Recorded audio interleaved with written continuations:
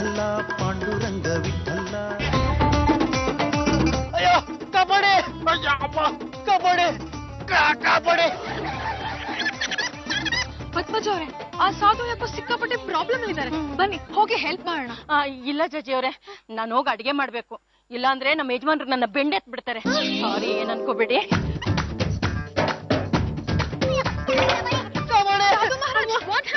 ಕಾಣ್ತಾ ಇಲ್ವೇನಮ್ಮ, ಕಲ್ ಕೆಳಗಡೆ ನನ್ ಕಾಲ್ಸ್ ಹಾಕೊಂಡು ಜಜ್ಜಿ ಆಗ್ತಾ ಇದೆ.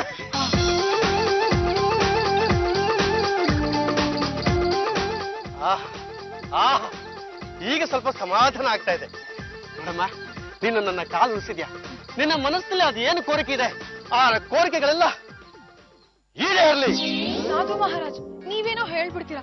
ನನಗೆ ಮನಿ ಬೇಕು, ಗೋಲ್ಡ್ ಬೇಕು ಅಂತ ಎಷ್ಟು ಆಸೆ ಇದೆ, ಆದ್ರೆ ನಾನು ಹಬ್ಬಿಗೆ ಹೇಳಿದ್ರೆ ಅವರು ಕೊಡ್ಸೋದೇ ಇಲ್ಲ. ಅಷ್ಟೇ ತಾನೇ.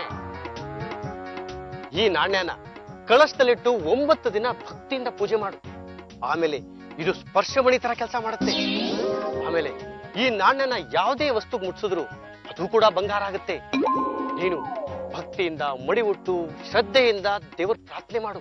ಆಮೇಲೆ ಒಂದು ಮಾತು, ಈ ವಿಷಯನ ನೀನು ಯಾರ ಹತ್ರನೂ ಹೇಳಬಾರ್ದು. ಹೇಳಿದ್ರೆ ಇದ್ರ ಪವರ್ ಹೊರಟೋಗುತ್ತೆ. ಸಾಧು ಮಹಾರಾಜ್, ನಿಮ್ಮಿಂದ ತುಂಬಾ ಹೆಲ್ಪ್ ಆಯ್ತು. ಈ ಕಳಸನ ತಗೊಂಡು ಹೋಗಿ ಆಂಟಿಕ್ ಪೀಸ್ ಜೊತೆ ಸೇರಿಸ್ಬಿಟ್ರೆ ಮನೇಲಿ ಯಾರಿಗೂ ಗೊತ್ತಾಗಲ್ಲ.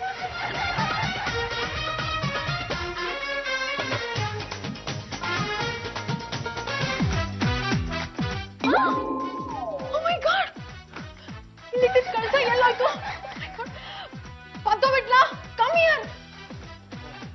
ಯಾಕೆ ಜಾಜಿಯವರು ಇಷ್ಟೊಂದು ಗಾಬರಿಲಿದ್ದೀರಾ? ಏನಾಯ್ತು? ನಾ ಇಲ್ಲೊಂದು ಕಳಸ ಇಟ್ಟಿದ್ದೆ, ನೀನೇನಾದ್ರು ತಗೊಂಡ್ಯಾ? ಇಲ್ವಲ್ಲಪ್ಪ. ಹಾಬಿ, ಕಮ್ ಹಿಯರ್. ಜಾಜಿ ಚಂಪಲ್ ತಿನ್ನಿಯವರೇ, ಇವತ್ತು ಯಾವ ದಿಕ್ಕಿಗೆ ನಿಮ್ಮ ಪೂಜೆ? ಹಬಿ, ನೀವ್ ನನ್ ದಿಕ್ ತಪ್ಪಿಸ್ತಾ ಇದ್ದೀರಾ. ಇಲ್ಲೊಂದ್ ಕಳಶ ಇತ್ತು, ಅದು ಕಾಣ್ತಾ ಇಲ್ಲ, ಎಲ್ಲೋ ಹೋಯ್ತು? ಅದು ಹಿಂಗೆ ಯಾವ್ದೋ ಒಂದು ಮಿಕಾ ಸಿಕ್ಕಿತ್ತು. ಅದು ನಮ್ಮ ಮರೆಮನಹಳ್ಳಿಲಿ ಬುನಾದಿ ತೊಡವಾಗ ಸಿಕ್ಕಿದ್ದು. ಶ್ರೀಕೃಷ್ಣ ದೇವರಾಯನ್ ಕಾಲದ್ದು ಅಂತ ಒಂದು ಪಟ್ಟಿ ಕಡ್ದೆ ನೋಡಿ 10,000 ರೂಪಾಯಿ ಕೊಟ್ಬಿಟ್ಟ, ಅವ್ರಿಗೆ ಮಾರ್ಕೊಂಡ್ಬಿಟ್ಟೆ. ಐ ಡೋಂಟ್ ವಾಂಟ್ ಮನಿ, ನಂಗೆ ಆ ಕಳಶ ಬೇಕು. 100 ರೂಪಾಯಿ ಕೊಟ್ರೆ ಅಂತ 108 ಕಳಶ ಕೊಡ್ತಾರೆ, ತಂದು ಕೊಡ್ತೀನಿ ಬಿಡಿ. ನಿಮ್ಗೆ ಯಾಕೆ ಅರ್ಥ ಆಗ್ತಿಲ್ಲ? ನಂಗೆ ಆ ಕಳಶನೇ ಬೇಕು. ಅಲ್ಲ, ಈಗ ಆ ಕಳಶನೇ ಬೇಕು ಅಂತ ನೀವ್ ಯಾಕೆ ಹಠ ಮಾಡ್ತಾ ಇದ್ದೀರಾ? ನಮ್ಮಿಬ್ರು ಸಂಬಂಧ ಚೆನ್ನಾಗಾಗ್ಲಿ ಅಂತ, ನಾವಿಬ್ರು ಯಾವಾಗ್ಲೂ ಒಟ್ಟಿಗೆ ಇರೋಣ ಅಂತ. ಅದಕ್ಕೆ ಇಲ್ಲಿ ಇಷ್ಟೊಂದು ಚೊಂಬುಗಳಿದೆ, ಇದ್ರಲ್ಲಿ ನಿಮ್ ಚೊಂಬು ಯಾವುದು? ಶಟಪ್, ಅದು ಚೊಂಬಲ್ಲ, ಕಳಶ.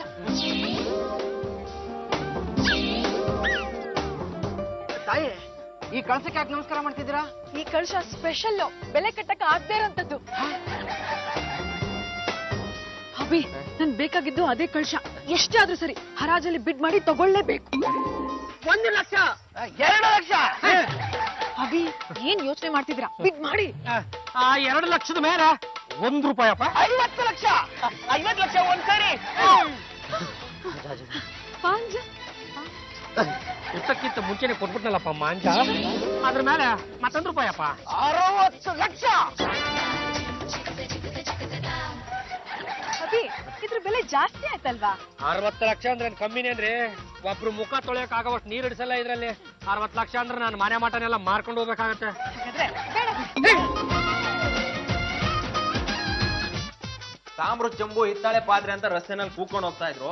ನೀವು ಹಿತ್ತಾಳೆ ಕಳಶ ಬೇಕು ಹೇಳಿದ್ರಲ್ಲ, ಅದಕ್ಕೆ ಮನೆ ಕರ್ಕೊಂಡ್ ಬಂದೆ. ವಿಟ್ಲಾ, you have done very good job. ಇದು ಬೇಕಾ ನೋಡಿ? No no no, I don't want this. ಇದು ನೋಡಿ. Yes, I want this. ಇದೇ ಯಾಕೆ ಬೇಕು ಅಂತ ಸಾಫ್ ಸೀದಾ ಹೇಳಿದ್ರೆ ಸರಿ, ಇಲ್ಲ ಅಂದ್ರೆ ಸಾಧು ಮಹಾರಾಜ್ ಒಂದ್ ಕಾಯಿನ್ ನ ಮಂತ್ರಿಸ್ಕೊಟ್ಟು 9 days ವ್ರತ ಮಾಡಿ ಪೂಜೆ ಮಾಡು, ಆಗ ಅದು ಗೋಲ್ಡ್ ಆಗಿ ಕನ್ವರ್ಟ್ ಆಗುತ್ತೆ. ಅದಕ್ಕೆ ಹರಾಜಿಗೆ ಬಂದು ಈ ಕಳಸದಲ್ಲಿರೋ ಕಾಯಿನ್ ನ ಯಾರಿಗೂ ಗೊತ್ತಿಲ್ದಿರೋ ತಗೊಂಡ್ ಬಂದ್ಬಿಟ್ಟೆ. ಓ ಜಾಜಿ ಚಂಪಲ್ ತಿನ್ನಿಯವರೇ, ಈ ವಿಷಯ ನೀವು ನನಗೆ ಮೊದ್ಲೇ ಯಾಕೆ ಹೇಳಿಲ್ಲ? ಸಾಧು ಮಹಾರಾಜ ಹೇಳಿದ್ದು ಯಾರಿಗೂ ಹೇಳ್ಬಿಡಿ ಅಂತ. ಈಗ ಆ ಕಾಯಿನ್ ಎಲ್ಲಿದೆ? ನನ್ನ ಹತ್ರನೇ ಇದೆ. ಕೊಡ್ರಿ ಇಲ್ಲಿ.